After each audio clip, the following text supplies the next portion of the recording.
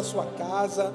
Como é bom a gente estar novamente na igreja, né? Como é bom a gente chegar de novo na casa do Senhor, começando mais uma semana, né? Começando mais uma semana na casa do Senhor. E eu vou pedir para você hoje pela manhã deixar a sua Bíblia aberta, né? No livro de Ruth. Você pode deixar aí aberto o livro de Ruth. E daqui a pouco eu vou falar com você, mas deixa eu conversar só um pouquinho sobre o contexto desse livro, né? O contexto desse livro, aquilo que fala o livro de Ruth. Mas antes, quando a gente começa a ler esse livro, a primeira frase, Ruth capítulo 1, versículo 1, a primeira frase, vai falar: no tempo que Israel era governado pelos juízes, houve uma grande fome na terra. Dá uma pausa aí. Se você lê essa palavra, se você lê essa frase, você vai dizer assim: puxa vida, realmente o capítulo que esse povo estava vivendo realmente era algo terrível, porque já um livro bíblico que já vai começar dizendo assim: havia fome sobre a terra, era porque o negócio realmente não estava bom. Era porque realmente não estava bom. E eu não sei se você é um crente novo, não sei se você é um crente antigo, não sei se você já leu várias vezes, como eu, a história do livro de Ruth, mas para aqueles que chegaram há pouco, o livro de Ruth ele vai começar falando essa frase e vai dizer que uma família, ela sai de Belém e vai morar nas terras de Moabe. Fica atento só à questão dos personagens, né? Noemi, juntamente com seu marido, Elimeleque, e 2 filhos, Quilion e Malom. Eles saem de Belém e vão morar nas terras de Moabe para fugir da fome. E lá os 2 filhos, cada um vai encontrar uma mulher da terra de Moabe, vão se casar e vão tocar a vida deles.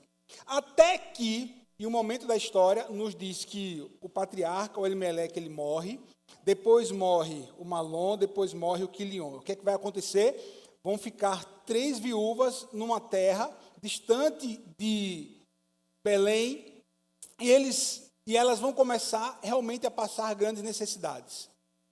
E Noemi, sendo agora a matriarca da família, ela vira para suas 2 noras e diz assim: eu vou voltar para a minha terra, vocês continuem aqui na terra de vocês, né, porque está muito difícil, a probabilidade de vocês encontrarem um marido para vocês estando comigo é muito difícil, então fica aí e toque a vida de vocês. Só que aí a gente vê que uma delas vai embora, mas nós vemos que Ruth ela vai permanecer ao lado de Noemi. Quando nós vemos esse breve relato dos primeiros capítulos do livro de Ruth, a gente vai pensar realmente muito difícil, muito difícil. Como seria o próximo capítulo da vida de Ruth? Porque Ruth, nessa história agora, já afunilando aqui, Noemi já era uma mulher de mais idade e Ruth ainda era uma mulher muito nova, que tinha uma grande perspectiva de vida. Mas diante de tudo aquilo que ela estava vivendo, realmente, aos olhos humanos, poderia ser muito difícil, muito difícil. A grande questão é que o tema dessa palavra, ela é muito simples e direto, é o próximo capítulo da sua vida. Como vai ser escrito o próximo capítulo da sua vida? Pastor, quem escreve o capítulo da minha vida é Deus. Essa sua afirmação, ela não está 100% correta, porque quem escreve é você com a ajuda de Deus. Quem escreve é você com a ajuda de Deus. Sabe por quê, meu irmão? Porque as nossas decisões, as decisões que nós tomamos hoje, elas determinam qual será o capítulo da nossa vida amanhã. Você entendeu? Tem essa frase aí, meu filho? As decisões que nós tomamos hoje, as decisões que você toma hoje determinam o capítulo da sua vida que você contará amanhã. Você diz amém? As decisões da sua vida hoje determinam o capítulo da sua vida que você contará quando? Amanhã. Então, o próximo capítulo da sua vida, ela começará a ser escrito com as decisões que você toma hoje. É por isso que as nossas decisões precisam estar embasadas com a bendita palavra de Deus. As nossas decisões, elas precisam estar de acordo com a bendita palavra de Deus. Mas, pastor, é tão difícil tomar algumas decisões, é verdade. Tem decisões na nossa vida que são muito difíceis de serem tomadas. Tem muitas decisões que são difíceis para serem tomadas, e as decisões difíceis, elas vão determinar realmente algo maior para a nossa vida lá na frente. O que é que a palavra de Deus pode ensinar dentro dessa história, que começa a princípio como uma história muito triste, uma história de derrota, uma história que as coisas não dariam certo por conta das circunstâncias exteriores que ninguém poderia controlar, como a seca, como a morte de 3 homens da mesma família em intervalo de tempo tão curto. Como é que eu vou escrever esse próximo capítulo da história? O que é que a Bíblia ensina, irmãos? Olha, dentro de tudo isso, eu aprendo dessa história. Tem 3 lições determinantes para que eu e você, nós possamos escrever o próximo capítulo da nossa vida, baseado nas nossas decisões, conforme os princípios da palavra do Senhor. O que é que eu e você, nós podemos fazer, nós podemos esperar, nós podemos escrever na nossa vida para o próximo capítulo? A primeira coisa que eu quero dizer para você é o seguinte: diante de tudo que você está vivendo, conte com a providência de Deus. Primeira coisa, diga assim: providência de Deus. Providência de Deus. O que é providência de Deus? São todas as ferramentas naturais que Deus usa para que a sua vontade sobrenatural seja imposta. Eu vou repetir. O que é uma providência de Deus? É toda ferramenta natural que Deus usa para realizar a sua vontade sobrenatural. Providência de Deus é toda ferramenta natural para que Deus ele possa realizar a sua vontade sobrenatural. É o que Deus usa, é o que Deus faz. O mundo chama de acaso, o mundo chama de caso fortuito, mas nós que somos filhos de Deus, nós cremos que o nosso Deus ele é Deus de providência. Nós cremos que o nosso Deus ele é Deus de resgate. Nós cremos que o nosso Deus é o Deus de multiplicação do pão. Nós cremos que o nosso Deus abre porta onde a gente não enxerga. A providência divina. Nesse contexto da história, quando retornam para Belém, retornam Noemi e Ruth, elas vão voltar para Belém para tentar a forma de subsistência, e o texto nos conta que Ruth, ela vai sair da casa dela, que ela chegou lá em Belém, e vai começar a trabalhar nos campos.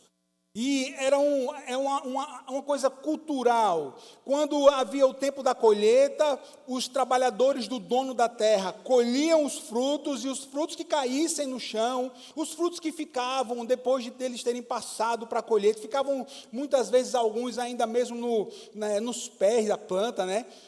As pessoas que tinham necessidades, elas tinham permissão para entrar e pegar o que estava no chão, e para pegar aquilo que havia sobrado daquela colheita. E assim Ruth ela vai fazer. E a Bíblia nos diz que ela entra numa terra, e a terra que ela entra pertence a um homem chamado Boaz. Logo depois que Noemi sabe que ela passou esse primeiro dia tentando pegar lá as espigas na terra de Boaz, Noemi diz assim: esse homem, Boaz, ele ainda é da nossa família. Ele ainda pode ser o nosso resgatador. Nosso resgatador, na nossa cultura, a gente nem sabe o que é o resgatador, a gente não tem isso. Mas para que você possa entender, resgatador, parente remidor, era um homem da família, quando morria o marido, um homem da família mais próximo, ele tinha legalmente o direito de tomar aquela mulher que ficou viúva como esposa, para que a descendência daquele homem que havia falecido, disse assim, vai continuar sobre a terra. E ele compraria todas as terras daquele homem que morreu por um preço muito baixo, porque ele ficaria responsável pela subsistência daquela viúva. E aí Noemi diz assim: Ruth, o dono dessa terra, ele é nosso parente, e ele pode ser o nosso parente resgatador, ele pode ser o homem que pode vir a casar com você, para que nós não venhamos a morrer aqui nessa terra. Olha só, irmãos, a providência de Deus. Elas chegam em um lugar, eles voltam para para Belém, elas começam a andar em Belém e entra exatamente na terra de um parente. Tinham outras terras, se você ler no livro de Ruth, tinham várias outras terras que ela poderia ter entrado, mas o que foi que levou ela a entrar exatamente naquela terra? A providência de Deus. Por que foi que Deus guiou ela exatamente para aquele pedaço de terra? Porque o plano de Deus, o projeto de Deus iria se cumprir na vida daquela mulher. Mesmo a história dela tendo começado de forma terrível, ainda havia esperança, porque a providência de Deus estava ali ativamente trabalhando na vida de Ruth. Assim também eu creio que a providência de Deus está trabalhando na nossa vida. Assim como eu creio que a providência de Deus está trabalhando na sua casa, está trabalhando na sua família. Assim como eu creio que a providência de Deus está sendo manifestada na sua saúde. Você pode nem estar enxergando ainda, mas a providência de Deus está ativa nos filhos de Deus. Você pode aplaudir Jesus no seu lugar aí, meu irmão? Glória a Deus. E no decorrer da história, Boaz vai começar a conhecer Ruth. Ruth começa a conhecer Boaz. E certo dia, Boaz diz assim, eu até resgataria você, eu até casaria com você. Só que existe uma questão, eu não sou o parente mais próximo do falecido Elimeleque. Tem um outro parente que é mais próximo. É interessante que se você for ler Ruth capítulo 4, versículo 1, né? Eu até acho que eu coloquei, olha só. Enquanto isso, Boaz subiu à porta da cidade e sentou-se exatamente quando o resgatador que havia mencionado estava passando. Boaz o chamou e disse, meu amigo, essa versão aqui é NVI. Boaz vai chamar esse cara de meu amigo. Tem outra versão, a versão corrigida vai chamar esse rapaz, sabe como? O resgatador, o fulano. O nome dele foi omitido dessa história. O nome desse parente resgatador mais próximo foi omitido da história. Entenda uma coisa. Quando ele diz assim, eu posso até resgatar você, Ruth, mas eu tenho que encontrar o parente resgatador mais próximo, eu tenho que negociar com ele, eu tenho que chegar, eu tenho que falar com ele. Eu preciso que tenha um contato com esse homem para que eu possa conversar sobre a sua situação com ele. A gente está falando de quê, meu irmão? Da providência divina. Guarde isso, da providência divina. Aí Boaz diz assim, eu não sei nem quem é esse homem. Eu já vi ele de vista. Nunca conversei com ele. Agora, quer saber? Eu vou à porta da cidade. Eu vou chegar aos anciãos. Porta da cidade, o lugar de negócio daquela cidade. Era como se fosse o conselho da cidade. Os anciãos ficavam reunidos lá, fechavam negócio, fechavam acordo. Tudo era feito assim na porta da cidade. Só para você se ligar. Quando Boaz ele chega na porta da cidade, irmãos, o texto nos diz que exatamente quando o resgatador que ele havia mencionado estava passando, uma providência de Deus, numa cidade, na hora exata que ele senta na porta da cidade, quem é que está passando? O resgatador. Não foi 5 minutos antes, ele não chega lá perguntando pelo fulano. Eita, ele passou aqui 5 minutos atrás. Não foi assim, eita, ele vai passar aqui daqui a meia hora, não. Exatamente, ele chega, cumprimenta os homens, na hora que ele vira, quem está passando junto, quem é? O resgatador. O que fez com que naquele exato momento, aquele homem passasse onde Boaz estava, para que ele pudesse começar a falar sobre esse negócio, a providência divina. Em nome de Jesus, meu irmão, eu creio que mais uma vez, quando a gente virar essa semana, virar aqui esse domingo para segunda-feira, a providência divina continuará a te perseguir, o favor de Deus continuará a te perseguir, o favor do Senhor continuará vindo sobre a sua casa, sobre a sua família. É assim com os filhos de Deus. Nós contamos com a providência divina. A providência divina. Nossa, agora entra aqui na linha da história de Ruth. Lembra que começa falando de fome? Lembra que começa falando de morte? Começa falando de tristeza? Mas agora as coisas estão prestes a mudar. Porque aquele homem Boaz, que estaria desejando se tornar o resgatador, comprar as terras de Elimeleque e casar com Ruth, ele agora está prestes a começar a fechar esse negócio. Isso, meu irmão, nada mais é do que, bota aí o próximo slide, do que essa palavra aqui, ó. Sabe que palavra é essa? Sabe que palavra é essa? Sabe o que é? Na verdade, sabe o que é isso aqui?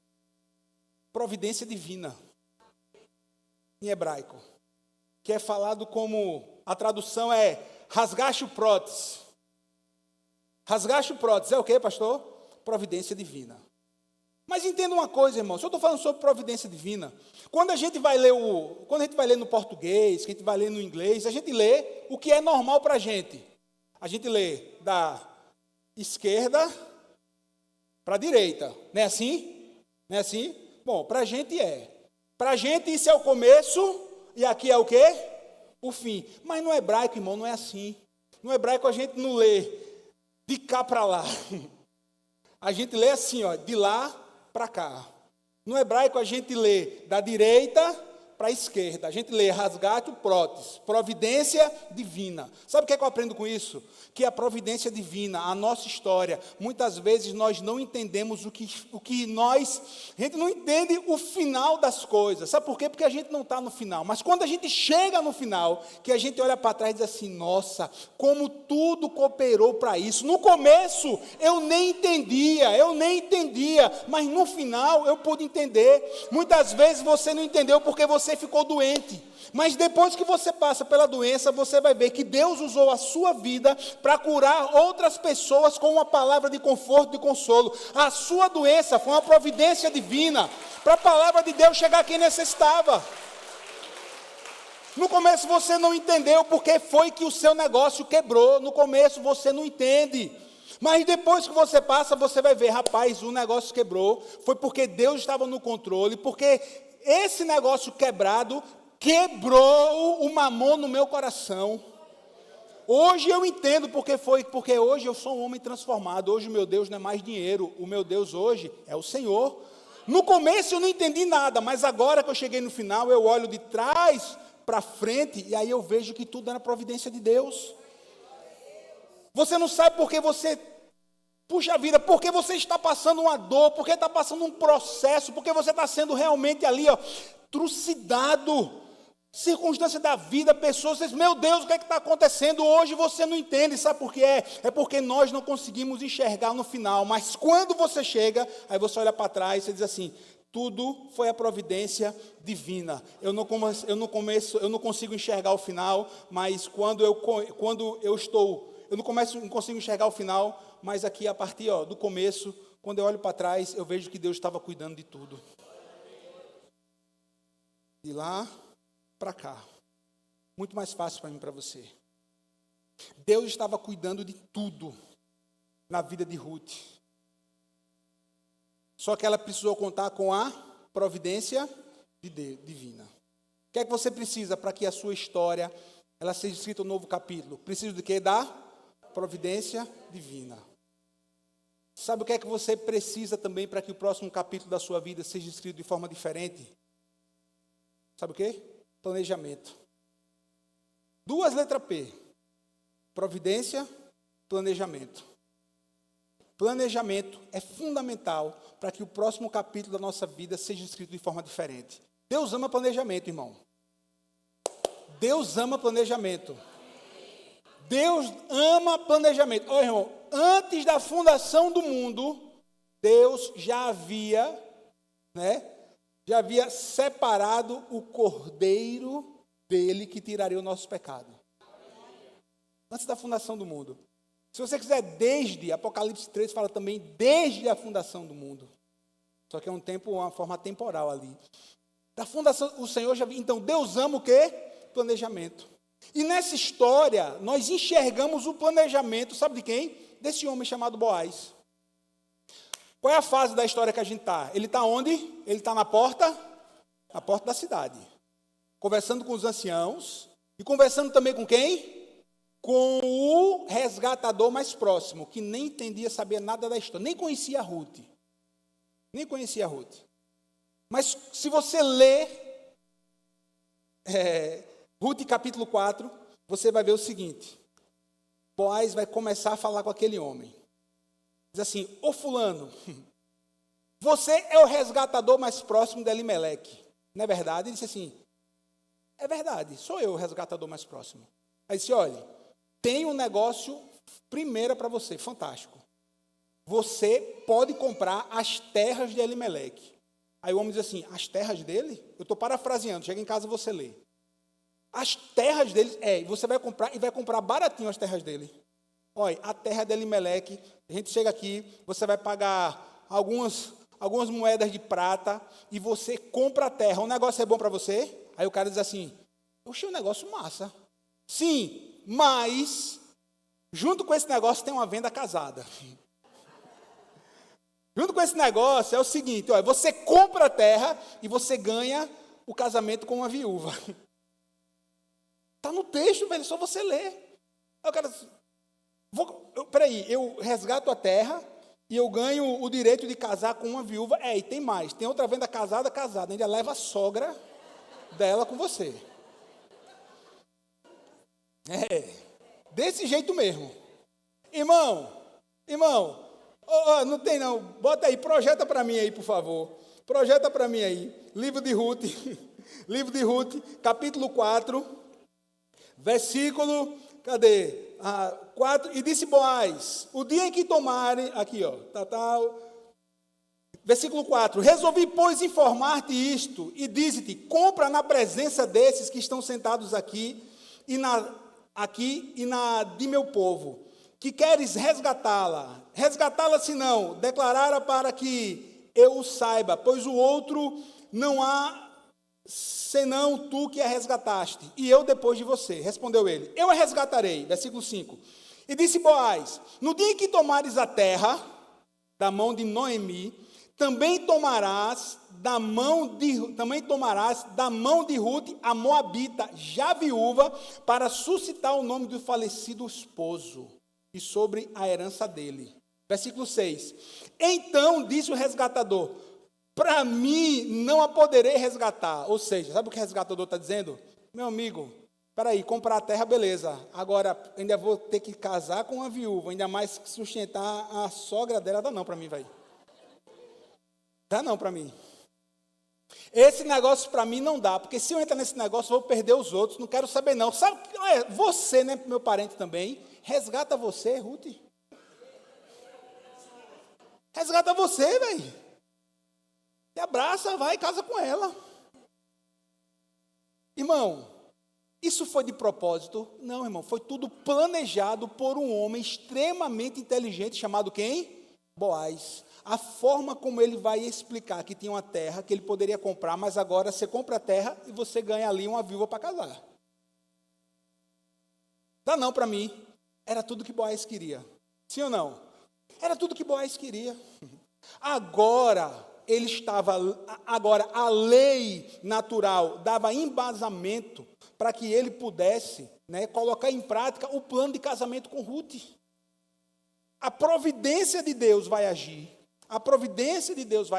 O planejamento daquele homem vai ser colocado em prática e o planejamento dele vai gerar um bom resultado. Planejamento geram bons resultados, né? E agora tudo estava encaminhado para que Boaz pudesse casar com Ruth.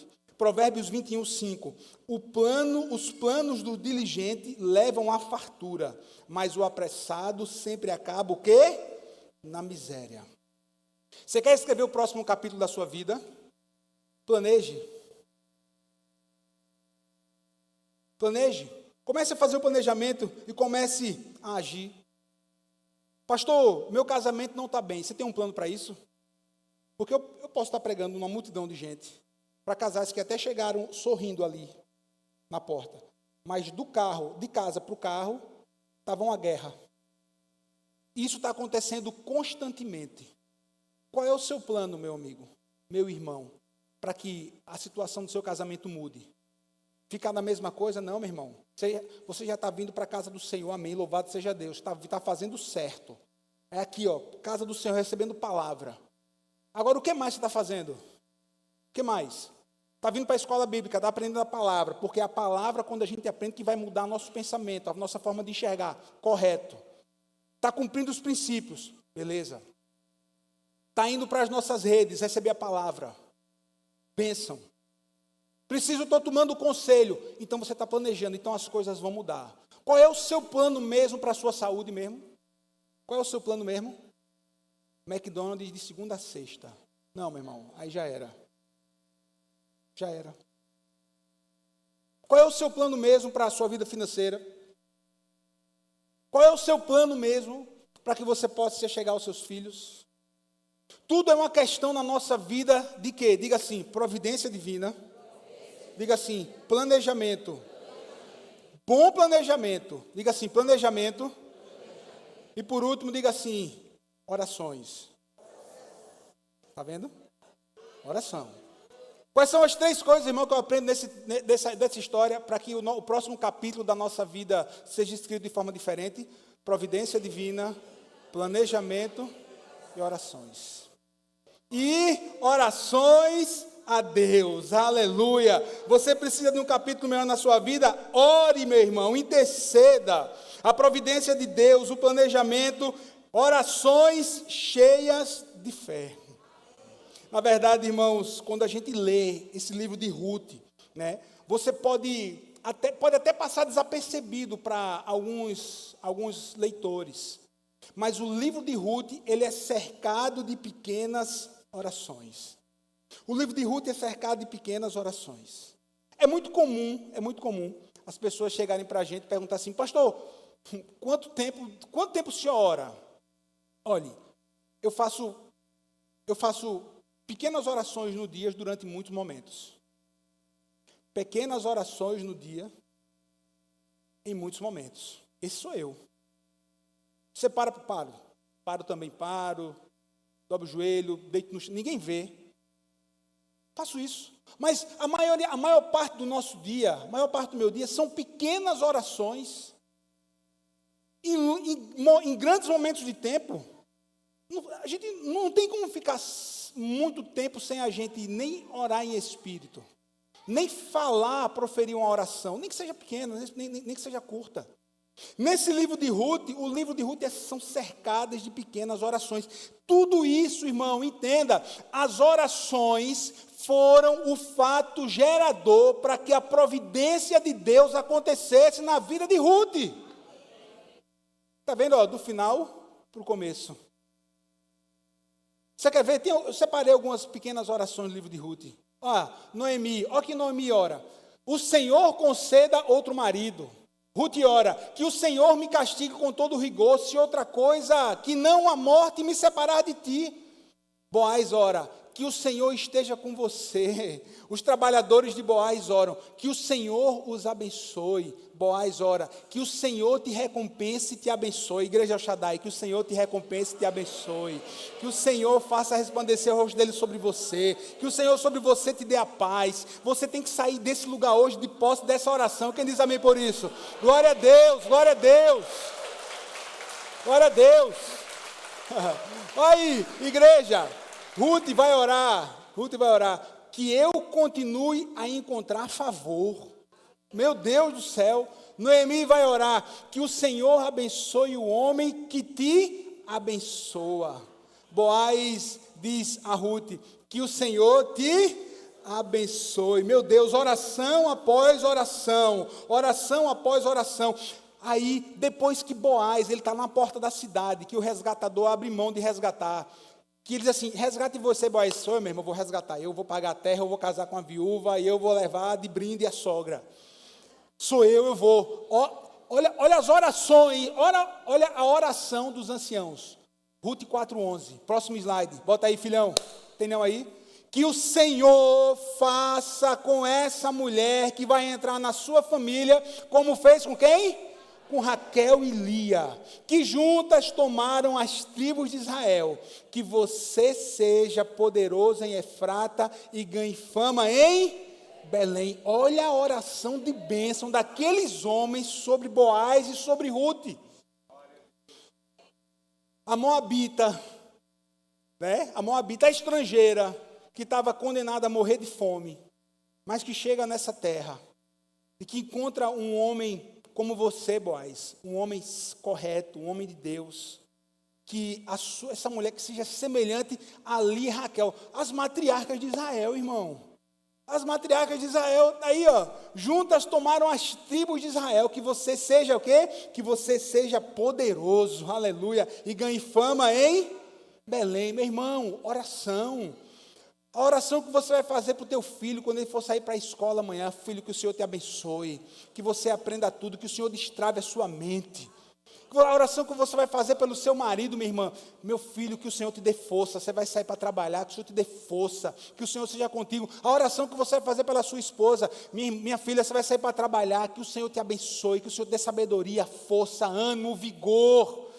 A oração que você vai fazer no seu trabalho, esse lugar é abençoado, esse lugar aqui é bênção, esse lugar aqui é bom. A oração que você vai fazer pelas suas finanças, o meu dinheiro é abençoado, as minhas finanças são abençoadas. A oração que você vai fazer sobre você, Senhor, muito obrigado, porque a tua bênção me acompanha.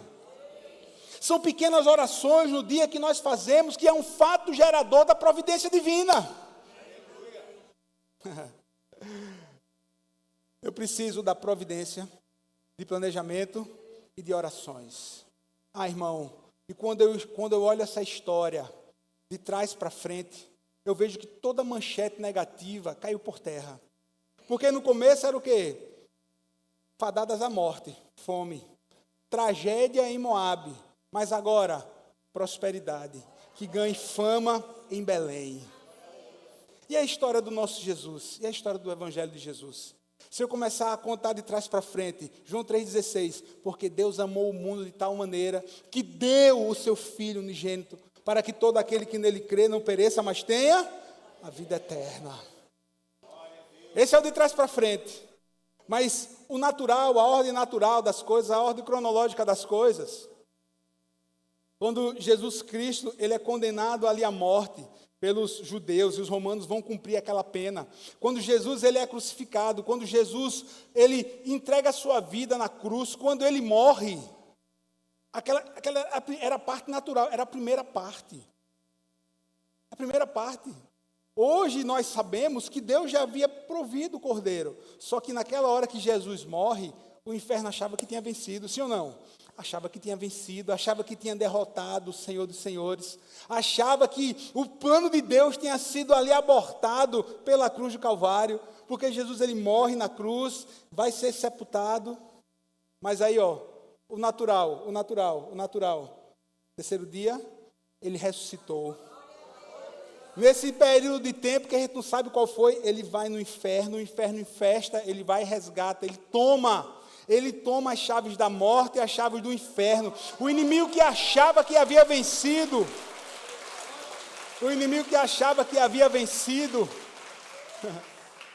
ele foi lá e cumpriu o plano de Deus. Aí hoje a gente pode, estou lembrando aqui, hoje a gente pode, a manjedoura vazia e a cruz também está vazia. E o sepulcro vazio está,